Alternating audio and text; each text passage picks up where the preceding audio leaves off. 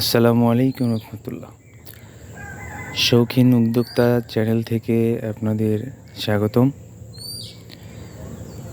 এখন দেখাচ্ছি আপনাদের আমার নিজ হাতে করা পালং শাকের কিছু দৃশ্য।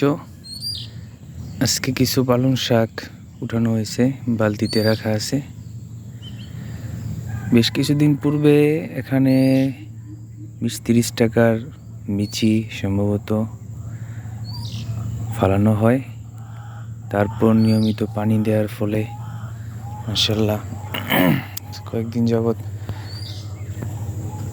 খেতে পারছি, টাটকা ফরমালিন মুক্ত। আপনারাও করতে পারেন। বাজারের সবজির চাহিদা কমিয়ে ফরমালিন মুক্ত সবজিটা নিজে উৎপাদন করে খেতে পারেন, যদি জায়গা থাকে বা সম্ভব হয়।